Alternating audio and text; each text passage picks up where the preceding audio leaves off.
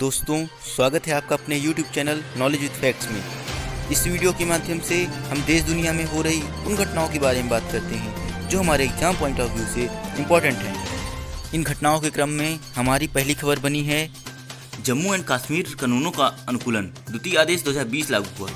केंद्रीय मंत्रिमंडल ने जम्मू और कश्मीर पुनर्गठन अधिनियम 2019 के तहत जम्मू और कश्मीर राज्य कानूनों का अनुकूलन, द्वितीय आदेश 2020 को पूर्व वास्तविक स्वीकृति दी।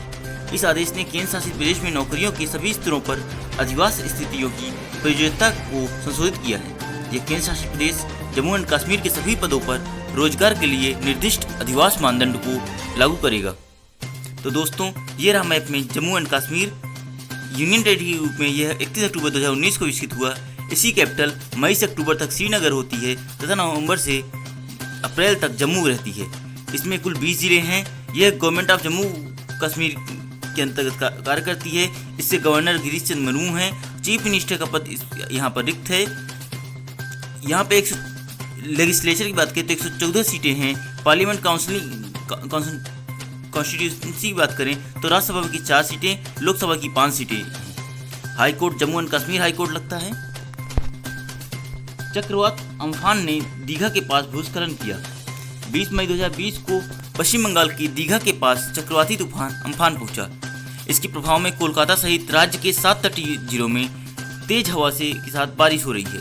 प्रारंभिक जानकारी के अनुसार बारिश से संबंधित घटनाओं में से अब तक 4 व्यक्तियों की मौत हो गई है। तो दोस्तों, यहाँ पर बात करते हैं कि ये चक्रवात आता कैसे है। जब गर्म इलाके की समुद्र में मौसम की गर्मी से हवा गर्म होकर अत्यंत कम वायुदाब का क्षेत्र बनाती है, हवा गर्म होकर तेजी के साथ ऊपर आती है और ऊपर की नमी से मिलकर संघनन से बादल बनाती है। इसी वजह से जो खाली जगह को भरने के लिए नम हवा तेजी से नीचे जाकर ऊपर आती है। इस वजह से एक यहाँ पे इस तरह का आकृति निर्माण होता है जिसको हम साइक्लोन के नाम से जानते हैं। महिलाओं के लिए दीदी वाहन सेवा मध्य प्रदेश सरकार ने शुरू किया। मध्य प्रदेश के झाबुआ जिले में ग्रामीण आजीविका मिशन की महिलाओं ने सुरक्षित प्रसव के लिए ग्रामीण महिलाओं के लिए दीदी वाहन सेवा शुरू की है। यह वाहन सेवा पूरी तरह से मुफ्त है। झाबुआ के पेटलावद विकास खंड की 10 ग्राम पंचायतों के 29 गांवों के लिए यह सेवा शुरू की गई है। महिलाएं अपनी बचत पर अर्जित ब्याज के माध्यम से सेवा का खर्च वहन कर रही हैं। मध्य प्रदेश की बात करें तो ये रहा मैप में मध्य प्रदेश। इसमें अगर रीजन की बात करें तो यहाँ पे मालवा, बुंदेलखंड, बघेलखंड, निमार, महाकौशल और गिर्ड के एरिया शामिल हैं, जिसको हम चंबल डिवीजन के नाम से भी जानते हैं। 1 नवंबर 1956 को इसकी स्थापना हुई। कैपिटल इसकी भोपाल है। लार्जेस्ट सिटी इसकी इंदौर है। डिस्ट्रिक्ट 52 है। बॉडी एक गवर्नमेंट ऑफ मध्य प्रदेश के अंतर्गत आती है। Governor Lalji Tandon, chief minister Shivraj Singh Chouhan. Legislative में इसकी 230 सीटें हैं। High court Madhya Pradesh high court लगता है। और ये अगर एरिया की बात करें तो ये भारत का दूसरा सबसे बड़ा राज्य है। HRD मंत्री ने 3 हस्तलिखित पुस्तिकाएं जारी की। मानव संसाधन विकास मंत्री रमेश पोखरियाल निशंक ने केंद्रीय माध्यमिक शिक्षा बोर्ड CBSE द्वारा तैयार की गई 3 हस्त पुस्तिकाएं जारी की हैं। इनमें शिक्षा के मूल आधारित वैश्विक मानकों को अपनाने के लिए बोर्ड द्वारा उठाए गए उपाय शामिल हैं। 3 पुस्तिकाएं साइबर सेफ्टी हैंडबुक, दूसरी है इन pursuit of excellence handbook for principles और तीसरी बुक है 21 सेंचुरी स्किल्स है। डॉक्टर हर्षवर्धन ने नैम बैठक में भाग लिया। बैठक की अध्यक्षता अजरबैजान गणराज्य के स्वास्थ्य मंत्री ओगिटे सिरालिएव ने की। भाग लेने वाले नैम देशों के स्वास्थ्य मंत्रियों ने उचित तैयारी के साथ कोविड-19 के खिलाफ लड़ने का संकल्प लिया। अजरबैजान की बात करें तो अजरबैजान की राजधानी होती है बाकू। नैम यह गुटनिरपेक्ष आंदोलन इसका विस्तृत रूप है। राष्ट्रों की एक अंतर्राष्ट्रीय संस्था है जिन्होंने निश्चय किया है कि विश्व के वे किसी भी पावर ब्लॉक के संग या विरोध में नहीं रहेंगे। यह आंदोलन भारत के प्रधानमंत्री पंडित जवाहरलाल नेहरू, मिस्र के पूर्व राष्ट्रपति गमाल अब्दुल नासिर, यूगोस्लाविया के राष्ट्रपति जोसेफ बरोज टिटो, इंडोनेशिया के डॉक्टर सुकर्नो एवं घाना के क्वाओ में एंक्रुमा का आरंभ किया था। इसकी स्थापना अप्रैल 1961 में हुई थी और 2012 को तक इसमें 120 सदस्य हो चुके थे। इसकी सदस्यता में देखें तो 120 सदस्य देश हैं। इसके जो नेता हैं वो हुस्ने मुबारक हैं। स्थापना इसकी 1 सितंबर 1961 को हुई थी। 26 रक्षा वस्तुओं की खरीद को मंजूरी मिली। रक्षा मंत्रालय ने मेक इन इंडिया को बढ़ावा देने के लिए केवल स्थानीय आपूर्तिकर्ताओं से 26 रक्षा वस्तुओं की खरीद को मंजूरी दी है। सरकार ने मेक इन इंडिया को प्रोत्साहित करने के लिए सार्वजनिक खरीद मेक इन इंडिया के लिए आदेश 2017 जारी किया है। इस आदेश के तहत रक्षा उत्पादन विभाग DDP ने अब तक 127 वस्तुओं को अधिसूचित किया है, जहां स्थानीय आपूर्तिकर्ताओं को खरीद वरीयता दी जाती है। एंटी टेररिटी डे 21 मई को मनाया गया। 21 मई को पूर्व प्रधानमंत्री राजीव गांधी की पुण्यतिथि में राष्ट्रीय आतंकवादी विरोधी दिवस मनाया जाता है। इस दिन को आतंकवाद विरोधी दिवस के रूप में भी मनाया जाता है। 1984 में अपनी मां इंदिरा गांधी की हत्या के बाद राजीव गांधी भारत के छठे प्रधानमंत्री बने। उन्होंने वर्ष 1984 से 89 तक प्रधानमंत्री के रूप में देश की सेवा की। आतंकवाद विरोध दिवस शांति और मानवता का संदेश फैलाने वाले और लोगों में एकता को बढ़ावा देने के लिए प्रतिवर्ष मनाया जाता है। झारखंड के रांची में शुरू की गई तत्पर योजना। रांची जिला प्रशासन द्वारा पैदल श्रमिकों की थकाऊ यात्रा को आसान बनाने के लिए तत्पर कार्यक्रम शुरू किया गया है। कार्यक्रम के तहत अधिकारी राष्ट्रीय राजमार्गों या किसी अन्य सड़क पर चलने वालों के बारे में जानकारी एकत्र करते हैं ताकि उन्हें परिवहन सुविधा प्रदान की जा सके। प्रवासी श्रमिकों को बसों की सुविधा व्यवस्था करने के लिए प्रशासन ने एक हेल्पलाइन नंबर 1950 भी शुरू की। झारखंड की बात करें तो इसका फॉर्मेशन 15 नवंबर सन 2000 को हुआ था। इसकी कैपिटल रांची है। लार्जेस्ट सिटी जमशेदपुर है। इसमें कुल 24 जिले हैं। गवर्नर द्रौपदी मुर्मू हैं। चीफ मिनिस्टर हेमंत सोरेन हैं। लेजिस्लेटिव की बात करें तो 81 सीटें हैं। पार्लियामेंट कॉन्स्टिट्यूंसी की बात करें तो राज्यसभा की 6 सीटें, लोकसभा की 14 सीटें हैं। High court Jharkhand high court लगता है। जम्मू एंड कश्मीर ने एक सुकून कोविड-19 पहल शुरू की। लॉकडाउन के मनोवैज्ञानिक प्रभाव और उन्हें दूर करने के लिए अपनाए जाने वाले उपायों के बारे में जागरूकता फैलाने के लिए सूचना और जनसंपर्क विभाग जम्मू कश्मीर ने सुकून कोविड-19 बीट द स्ट्रेस नामक एक पहल शुरू की है। इस कार्यक्रम का प्रसारण दूरदर्शन काशीर चैनल पर प्रत्येक मंगलवार को प्रातः 9 बजे किया जाएगा। इसका उद्देश्य यह सुनिश्चित करना है कि लोग मानसिक रूप से स्वस्थ रहें। अंतर्राष्ट्रीय चाय दिवस 21 मई को मनाया जाता है। राष्ट्रीय चाय दिवस प्रत्येक वर्ष 21 मई को मनाया जाता है, जबकि अंतर्राष्ट्रीय चाय दिवस इस वर्ष 21 मई 2020 को मनाया जा रहा है। इस दिन को संयुक्त राष्ट्र द्वारा दिसंबर 2019 में अपनाया गया था। माना जाता है कि सॉन्ग वंश, जो कि 1600 ईसा पूर्व से लेकर 1046 ईसा पूर्व के दौरान यूनान क्षेत्र में एक औषधि पेय के रूप में चाय की उत्पत्ति हुई थी। चाय पीने का एक प्रारंभिक रिकॉर्ड 3वीं शताब्दी ईस्वी में लिखा गया। दिलीप ओमान ISA के नए अध्यक्ष चुने गए। Arcelor Mittal Nippon steel India के CEO दिलीप ओमान ने इंडियन स्टील एसोसिएशन यानी ISA के अध्यक्ष का पदभार संभाला। अगले 2 वर्षों के लिए उन्हें सर्वसम्मति से अध्यक्ष नियुक्त किया गया। इससे पहले मई 2020 में टाटा स्टील के MD और CEO TV नरेंद्रन अपने कार्यकाल के निर्धारित अंत से 3 महीने पहले ISA के अध्यक्ष पद से हट गए। भारतीय नौसेना की सांस लेने योग्य PPE किट तैयार हुई। भारतीय नौसेना द्वारा स्वदेशी रूप से निर्मित PPE किट नौरक्षक भारतीय परिस्थितियों में स्वास्थ्य कार्यकर्ताओं के आराम को बढ़ाने के लिए बनाया गया है। नौरक्षक, जिसका अर्थ उपन्यास रक्षक है, के 2 विशिष्ट कारक हैं, इष्टतम सुरक्षा और इष्टतम शोषण। इसमें एक अभिनय सांस लेने योग्य कपड़े की सामग्री है। नासा के डग लवरो ने दिया इस्तीफा। नासा के मानव अंतरिक्ष यान के प्रमुख डग लवरो ने 1 वर्ष से भी कम की नौकरी के बाद अपने पद से इस्तीफा दे दिया है।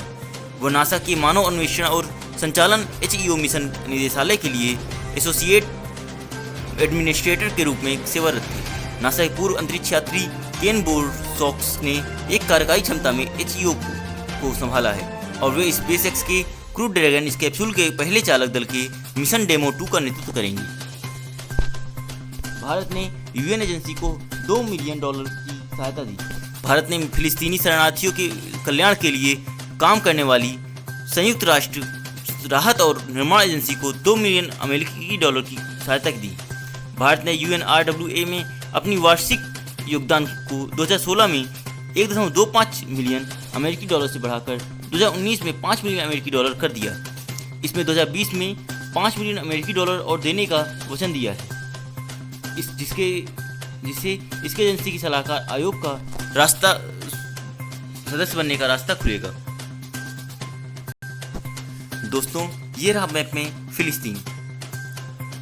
ये इजराइल के बिल्कुल अंदर है। तो इसमें से आपके मन में एक क्वेश्चन बन सकता है कि क्या इजराइल का ही पार्ट है फिलिस्तीन, जिसकी राजधानी पैलेस्टीन है? तो आप यहाँ पे ये जानिए कि Israel is the world's only Jews state, यानी कि इजराइल दुनिया का एकमात्र ज्यूस वाला राज्य है, located just east of the Mediterranean, जो कि भूमध्य सागर के पूर्वी इलाके में स्थित है। Palestinians the Arab population that hails from the land Israel, यानी कि जो पैलेस्टियंस हैं, जो फिलिस्तीनी हैं, वो इजराइल में आए थे और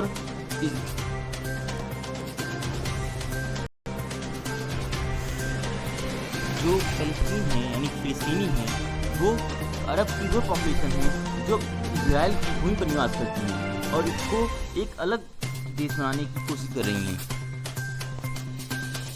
यूपी के मुख्यमंत्री ने स्टार्टअप फंड लॉन्च किया। उत्तर प्रदेश के मुख्यमंत्री योगी आदित्यनाथ ने 20 मई 2020 को उत्तर प्रदेश स्टार्टअप फंड की शुरुआत की। उन्होंने भारतीय लघु उद्योग विकास बैंक सिडबी को 15 करोड़ रुपए की पहली किस्त सौंपी। यह कदम रोजगार सृजन को बढ़ावा देना और इस उद्देश्य को ध्यान में रखते हुए राज्य सरकार और सिडबी के बीच एक MOU पर हस्ताक्षर किए गए।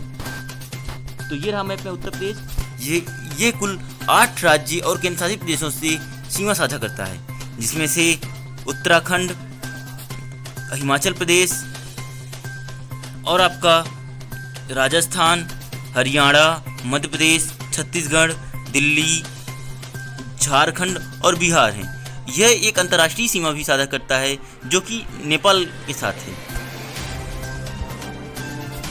मी अन्नपूर्णा कार्यक्रम का शुभारंभ किया गया। महाराष्ट्र में किसानों और भूमिपुत्रों के कल्याण के लिए एक समावेशी कार्यक्रम मी अन्नपूर्णा शुरू किया गया है। इस पहल की घोषणा IRDA द्वारा लाइसेंस प्राप्त एक बीमा मध्यस्थ इंटीग्रेटेड रिस्क इंश्योरेंस द्वारा की गई थी। मी अन्नपूर्णा योजना आजीविका और व्यापक जुड़ाव के 3 महत्वपूर्ण पहलुओं को एकीकृत करेगी। इसमें 3 आज्ञाएं शामिल हैं: विशेषज्ञता, जुड़ाव और हकदारी। तो ये रहा मैप में महाराष्ट्र की। यह गुजरात, मध्य प्रदेश, छत्तीसगढ़, तेलंगाना, कर्नाटक और गोवा के साथ सीमा साझा करता है। इसकी स्थापना 1 मई 1960 को हुई थी, जो कि महाराष्ट्र दिवस के रूप में मनाया जाता है। कैपिटल इसकी मुंबई है। इसमें 36 जिले शामिल हैं। गवर्नर इसके Bhagat Singh Koshyari, chief minister Uddhav Thackeray, deputy CM Ajit Pawar हैं। लोकसभा 48 सीटें, राज्यसभा की 19 सीटें शामिल हैं। रेलवे ने अपना make in India locomotive engine launch किया। भारतीय रेलवे के सबसे शक्तिशाली 12,000 HP वाले मेक इन इंडिया लोकोमोटिव वैक 12 ने 18 मई 2020 को उत्तर प्रदेश में दीनदयाल उपाध्याय और शिवपुरी स्टेशनों के बीच अपनी पहली वाणिज्यिक यात्रा की, जिसे बिहार में रेलवे की मधेपुरा फैक्ट्री में सरकार के मेक इन इंडिया कार्यक्रम के तहत फ्रांसीसी कंपनी एल्स्टॉम द्वारा बनाया गया है। ये इंजन भारतीय रेलों पर चलने वाले सबसे शक्तिशाली लोकोमोटिव इंजन है और ये दुनिया के सबसे शक्तिशाली तथा तेज चलने वाले देशों में सूचीबद्ध करता है। इंडियन रेलवे की बात करें तो इसकी कस्टमर केयर नंबर है 139, हेडक्वार्टर नई दिल्ली में है। नंबर ऑफ एम्प्लॉय 13 लाख से भी ज़्यादा हैं। इसका फाउंडेड हुआ था 16 अप्रैल 1853 में। पेरेंट ऑर्गेनाइजेशन इसकी मिनिस्ट्री ऑफ रेलवे है। मंत्रिमंडल द्वारा एक योजना को मंजूरी दी गई। केंद्रीय मंत्रिमंडल ने प्रधानमंत्री मत्स्य संपदा योजना की मंजूरी दे दी है। योजना का उद्देश्य देश में मत्स्य अनुभाग के सतत और जिम्मेदार विकास के माध्यम से नीली क्रांति लाना है। इसे 20,000 करोड़ रुपए के कुल निवेश से लागू किया जाएगा। यह योजना 2020-21 से 2024-25 तक 5 वर्षों के दौरान लागू की जाएगी। Emergency credit line guarantee scheme. केंद्रीय मंत्रिमंडल ने emergency credit line guarantee scheme के माध्यम से 3 लाख करोड़ रुपए तक की अतिरिक्त वित्त पोषण को मंजूरी दी है। ये कोरोना वायरस महामारी के प्रभाव में सूक्ष्म, लघु और मध्यम उद्यम यानी MSME क्षेत्र को मदद करेगा। इस योजना के तहत MSME को बैंकों से 9.25% तक की ब्याज दरों पर आपातकालीन ऋण मिलेगा। प्रधानमंत्री वय वंदन योजना पेंशन योजना को अब 31 मार्च 2023 तक बढ़ा दिया गया है। यह 31 मार्च 2020 तक थी। भारतीय जीवन बीमा द्वारा दी गई यह योजना 10 वर्षों के लिए एक निर्धारित दर पर पेंशन का गारंटीकृत भुगतान करती है। यह नामांकित व्यक्ति को खरीद मूल्य की वापसी के रूप में भी मृत्यु लाभ भी प्रदान करती है। मंत्रिमंडल ने एक योजना को मंजूरी दी। केंद्रीय मंत्रिमंडल ने 10,000 करोड़ रुपए के परिव्यय के साथ अखिल भारतीय आधार पर असंगठित क्षेत्र के लिए सूक्ष्म खाद्य प्रसंस्करण उद्योगों को औपचारिक रूप से देने के लिए एक नई केंद्र प्रायोजित योजना को मंजूरी दी है। इसमें 60% केंद्र तथा 40% राज्य खर्च करने के लिए समझौते पर हस्ताक्षर किए हैं। ये 2020-21 से 2024-25 तक 5 वर्षों की अवधि में लागू किया जाएगा। केंद्र ने एक योजना लॉन्च की। केंद्र सरकार ने उड़ीसा में कोणार्क सूर्य मंदिर और कोणार्क शहर के 100% सौरकरण के लिए योजना शुरू की है। इस योजना में 100 मेगावाट ग्रिड से जुड़ी सौर परियोजना और सौर पेयजल कियोस्क जैसे विभिन्न सौर ऑफ ग्रिड अनुप्रयोगों की स्थापना की परिकल्पना की गई है। इस परियोजना के लिए 25 करोड़ रुपए रखे गए हैं। तो दोस्तों, अगर ये वीडियो आपको पसंद आई हो, अपने एग्जाम पॉइंट ऑफ के लिए से इम्पोर्टेंट लगी हो, तो प्लीज़ वीडियो को लाइक करें, चैनल को सब्सक्राइब करें और दोस्तों के साथ शेयर करना ना भूलें। धन्यवाद।